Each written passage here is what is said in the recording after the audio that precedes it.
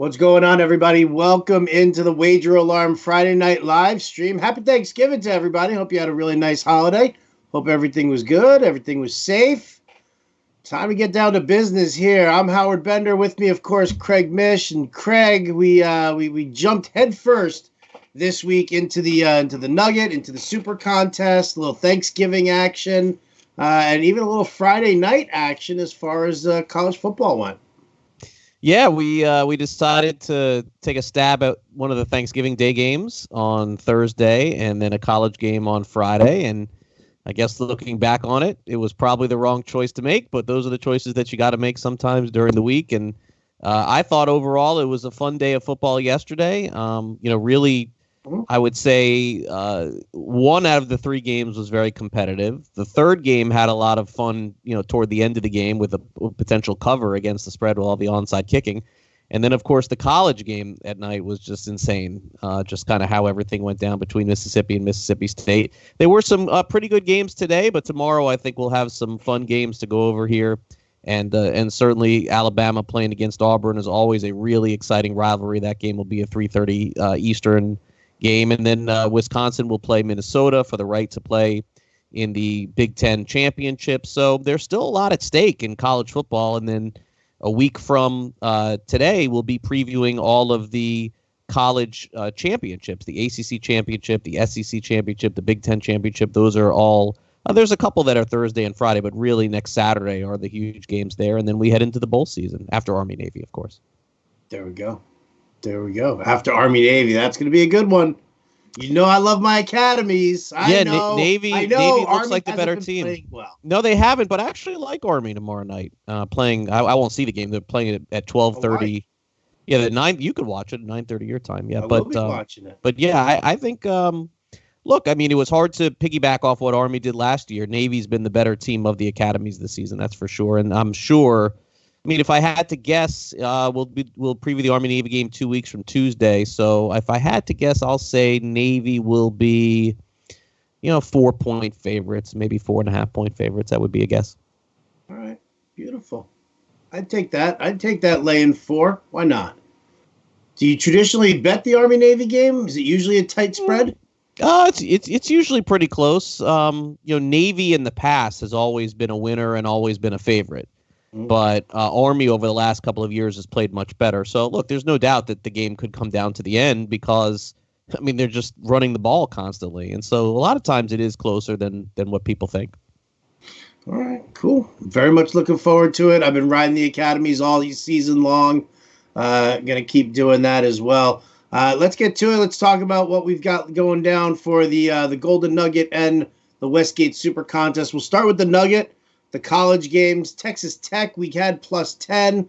We already lost that one. Starting off in the hole, they got out to a nice early lead, and then they did. All of a sudden, man, they did. Horns, huh? Yeah, it was 14-0, and Texas came back to make it 14-14. Texas Tech had the ball on the 1 of Texas. They couldn't punch it in.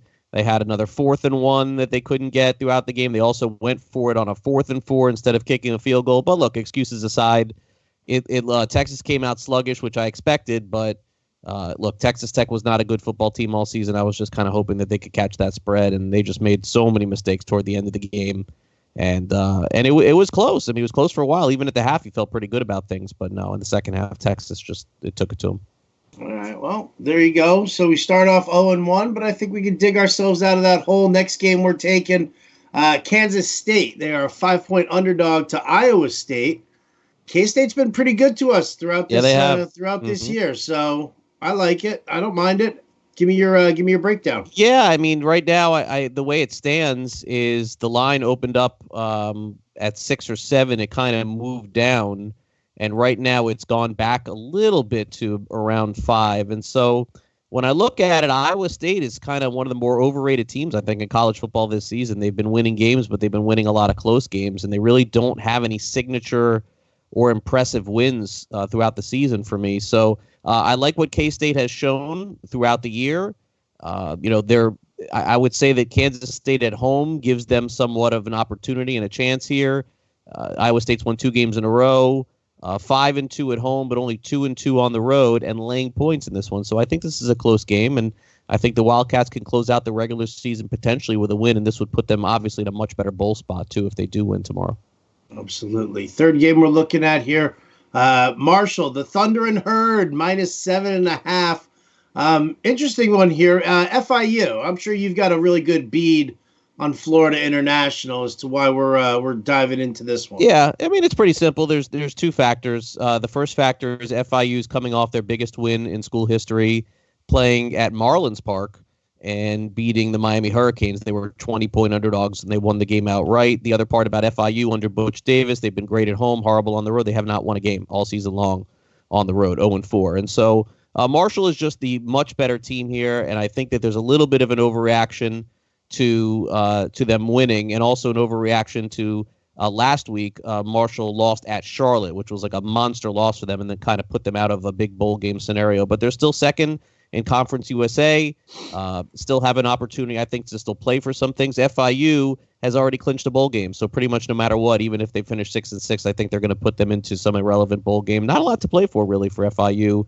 and they got their win at Miami. I mean, who would have thought that? Miami has lost to 3 teams this season, being a 20-point favorite or more. It's never happened in the history of college football. So I think Marshall just rolls over FIU tomorrow, and I think they just keep it simple. And also got to be seething after that loss last week at Charlotte. The Thundering Herd were in a really good spot, and Charlotte's not a good football team. So I would think that there's a good bounce back coming here. All right. And then the fourth college game we're touching on is we're taking Navy -8.5. I'm going back to the well against Houston here. I mean, listen, Houston, they really screwed me last week. They did. Yeah, Houston didn't play well, though. I mean, it was basically... No, they didn't play well. Tulsa just outgained them like crazy, but they just kept turning the ball over. So, and I think, by the way, going against Tulsa is a good play this week. They play East Carolina. But look, Navy's the kind of team that they could just run all over you, and there's really been no preparation whatsoever for Houston against this. The line is now 8.5 in this one. They're 6-1 in the conference is Navy. And Houston's playing for nothing. They're not going to a bowl game. Houston kind of got their big win in their bowl game last week against Tulsa. So I mean, right. I could see Navy just rolling over them. I agree. I definitely agree. And listen, I mean, again, it's like you said, there's no incentive for them to be doing anything. Not even playing for pride. So no, and Navy wins. If Navy wins, they move to 9-2, and then a 10-win season would be one of the biggest, I think, the biggest turnaround in their history from one season to another for the midshipmen. So there's still a lot to play for them. Last one we're talking about is Oregon State, a 19.5-point spread here in the Golden Nugget. I actually forgot to check earlier today what that line is right now, but we're leaning on the Oregon State side. Yeah. We're taking the points. Yeah, and again, a very similar situation when you come down to the end of the season. Oregon has dominated this matchup. They've won by an average of 30 or 40 points over the last few years. That is definitely true. But what is Oregon feeling right now after that loss last week that knocked them out of any chance for the national championship? It doesn't matter if they win the Pac-12 or not. Right. Oregon State has been a doormat in college football over the last 5 years. They almost beat Washington State last week. If Oregon State wins this game, I don't know if they will, but if they win this game, they go to a bowl for the first time in, I think it's been almost 10 years. So I do think Oregon will win the game, but I think that this is just too many points in what could be considered a rivalry game. A lot of these games are going to be similar to what you saw between Mississippi and Mississippi State last night. When teams like this face off against each other, anything goes. So I do expect Oregon to win, but I think this is the first time the Beavers are going to actually give the Ducks a run for their money here. So we'll take those 19.5. Is it 19.5? 19.5 is what we're getting. Down to 19 now. So we'll take those 19.5 points. Sure thing. Absolutely. So there you go. Those are our college games that we've taken. Again, guys, you can go to wageralarm.com. You can see the slips actually posted right there. Craig and I do it. We track the standings throughout as well. You've got links to all of that so you can see exactly where Craig and I are. Before I get to the pro games that we're going to be doing here for the Golden Nugget, just want to give you a little shout out to Monkey Knife Fight. Go to fantasyalarm.com/monkey and get yourself in there, registered over at Monkey Knife Fight. It's all prop games, guys. It's a great time. It really is. Halftime props, full game props. You can go through anything you want. MonkeyKnifeFight.com is the site. You can go to fantasyalarm.com/monkey. I think we're still doing a little $10 match bonus for your first deposit. So get in on that. Now, pro games that we're doing for the Super Contest. First game here, Colts -3. We're doubling up on this one with the Super Contest as well. It's 2.5 right in the Super Contest. But here we go. We're giving the full 3 here in the night. Listen, I got to tell you, man, you said something earlier to me before the show started about T.Y. Hilton being out. I got to be honest with you. I don't really feel like that's going to have as big an impact as maybe some people would think or suggest. We've been without T.Y. Hilton for a while, for a couple of weeks now, and everything has been everything. Much better run defense for the Colts to stop Derrick Henry. I mean, this is not like what Jacksonville, which was like a sieve last week against Derrick Henry. Colts run defense is a lot stronger. They also get back Pierre Desir, the cornerback who's been out for the last couple of weeks. So while Ryan Tannehill is doing nice things for the Tennessee Titans, I'm not looking at this as being I think it's going to be a very nice back and forth, close divisional game. But I think the Colts are just overall, they're the better team. I think that now that they've a full week removed from the Marlon Mack injury, can really sort things out. Jonathan Williams, the lead back, get Nyheim Hines more heavily involved there. And I think that this is a game where I think the Colts can easily cover this spread. Well, obviously we would have loved Hilton in there, though. I mean, I can't sit here and deny that. We had to get our picks in before. We chose to do that, and so we'll have to just hope and bite the bullet on this one. The Colts are down to -2, and I think Hilton is worth 0.5 point. He's really valuable to that offense. So, look, I think the Titans are fraudulent for sure. And so I'm hoping that plays itself out. Historically, with Tannehill in the 7 years he's been in the league, he's always been a great home quarterback and has not played well on the road. So we'll hope for those same results for sure on Sunday. And look, fortunately for us, in one of them, we have him at -2.5 in one of these contests. There you go. Look at you. Always looking on the bright side, Craig. That's what I love, Silver linings, Mish. I never really understood what they meant when they called you that, but now... There's a first for everything. I know. There is a first for everything. Other game that we're taking in the Super Contest, again, another one we're going to double down. Steelers, we're taking them with the 2 points over the Browns. Steelers a home dog in this. Listen, just go back and look at Baker Mayfield's game log. Baker Mayfield has a great game, throws for 300-plus yards, multiple touchdowns. Suddenly the Browns are the greatest team in the history of football, and they're going to the playoffs. And what do they do the following week? He throws for like 185 yards, 1 touchdown, 1 interception, and they look terrible. Right. I'm banking on them looking terrible again here in this matchup. The rematch that ended really, really poorly the last time these two teams played.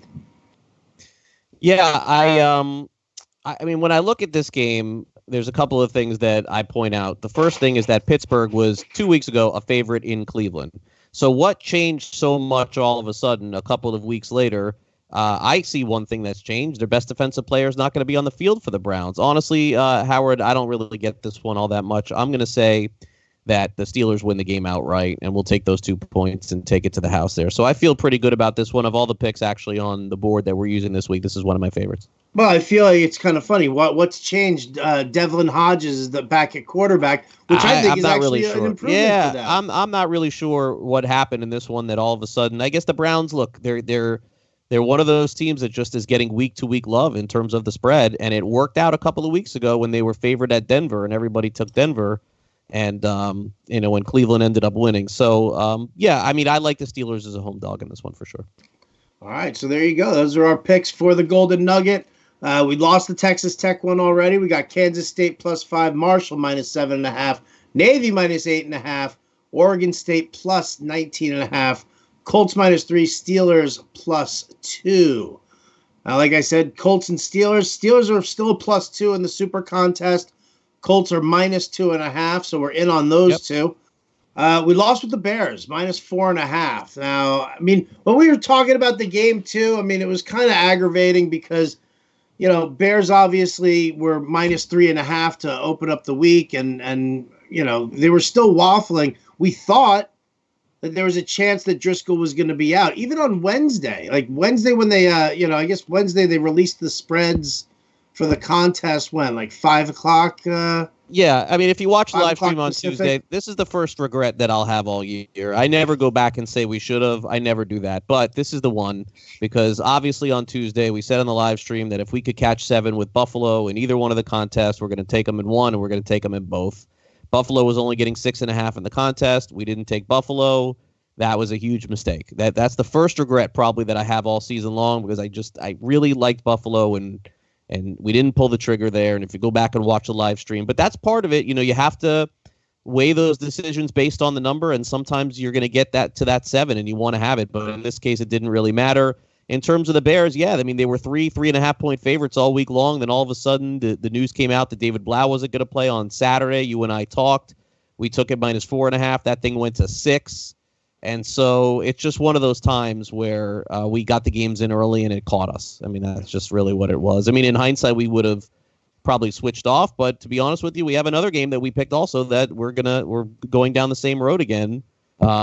I believe in the Super, unless we change our mind with one of the games in the Super contest. We'll have to decide before tomorrow. There's another key injury. Which one? Kyler Murray. Oh, yeah. We're not. We can't change. It's already started. Our picks are in. Okay, so we have Arizona. So we have Arizona plus the points because we put those in on Thursday, and now Kyler Murray is questionable for the game, and so you can't even bet the game right now. That's the status with that. I am hopeful that he will play, as I'm sure you are, Howard, too. Arizona's probably looking at it like they're playing for nothing this season, and do we play him or not? I hope that's not what they do. But we could be headed down that road on Sunday. We'll just have to see and pray. Well, you gotta depress me like that, Craig. I was silver linings a couple minutes ago. I know, and now look at you. Yeah, the game's off the board. That's pretty upsetting. Pretty upsetting. Put in a full practice. Yep, there it is. All right. Well, there you go. I don't know what to say about it anymore now. It's like, well, all right. I think the lesson that we learned is that we tried to get ahead of things a little bit this year by using some of the games in Thanksgiving, and that may have been never again. Yeah, it may have been never again. That's We're done. We'll just skip them. Yeah. Right? We are. We'll skip them. So anyway, we have Arizona +3. If Kyler Murray's out, the Rams will be favored by 3 or by 6 on Sunday. They'll be a huge favorite if the Cardinals are out. I cannot tell you who their backup quarterback is. Do you have a clue? Yeah, it's what's his face? Thanks. I'm looking it up right now. Brett Hundley. Not terrible. Not terrible. And I'll tell you what, man, this game, in all honesty, you're alive. Barely. I've got a pulse. Listen, he wasn't this great game really when comes Rodgers down to, was out, but this comes down to the defense for Arizona. It really does, because if they can get to Goff, and Arizona's got a very underrated defensive line. If they can get to Jared Goff, if they can sit there and they can mix up a bunch of different looks and really get to Jared Goff and not let Sean McVay dictate what the offensive scheme is going to be. Well, he hasn't dictated anything in a year, so it's I know possible. he's been terrible. So it comes down to the Arizona D. And by the way, Arizona's had trouble stopping tight ends all year. The tight end was announced out today, right, from Arizona. Gerald Everett? Or for the Rams, right? So that's all right. They still got Tyler Higbee, and man. Right. Fantasy-wise, I made my bones on Tyler Higbee with the Higbee special: 1 catch, 8 yards, and a touchdown. That's it. That's all he gets. All right, so we have Arizona +3. So Indianapolis, Arizona, Pittsburgh, and let's close it out with the final 2. And let's close it out. Well, we did. Bears, Colts, Cardinals, Steelers. Yes, last one. Your favorite, baby. Monday Night Football. Minnesota? Vikings. Yeah, here's the good news. Vikings I've never been right on the Vikings all season. Here's the good news. I've been wrong on. You have. You have. This is like your Seahawks from last year. So I'm leaning on you this year for the Vikings. All right. I'm fine with that. I like this team. I love this team. Dalvin Cook, questionable, put in a full practice. He's good to go. There is no question. We're perfectly fine with him. These injuries, by the way, what's going on with this? Like last minute injury type stuff. Was Julio Jones like He was somewhat questionable last night. He was but questionable going into it, but everybody kept saying he's still going to play. He's still going to play. We're headed down that time of the year, man, where these teams are out of it. Like, I don't think that's a concern for Monday, but you got to really be careful, I think. No, Vikings need this win. I mean, Vikings are fighting for the NFC North title with Green Bay. Right. They're fighting for seeding, for their positioning. So are the Seahawks. So it's definitely going to be a close game. Listen, I like it. I like the Vikings here, especially when you're talking about who their kicker is and Dan Bailey versus Jason Myers for Seattle. I have more confidence in Bailey on that one there. I love this Vikings offense. I love this Vikings defense. I really do, and I think that they can hold their own here and a little bit of somebody else's. Yep. Well, always good to take the dogs on Monday night, although it's not a home dog. We'll take Minnesota plus the 3 points. Also, an interesting note that Seattle is really up against it. No matter almost how many games they win the rest of the season, if they do not finish ahead of San Francisco, I saw a stat last night that the Seahawks, in all likelihood, I mean, if I told you what the first round playoff matchup was going to be, it could very well be Seattle at Dallas in round 1 of the playoffs. The Seattle's going to have to go on the road if they don't win the division, so they could be 14-2 or 13-3 and play Dallas at 8-8 in Dallas. That would be incredible, and not fair. They got to change that. Boo, boo, boo, boo, boo. Oh yeah. Listen, the whole concept of division winners and not getting the bye, I don't buy into it. Just reviewing a couple of other games. Redskins, Panthers. Panthers are 10-point favorites. We passed on that game. We couldn't take Washington, so it would be Carolina or nothing. What about the Bengals this week getting 3.5 points with Dalton back against the Jets? I would lean Cincinnati.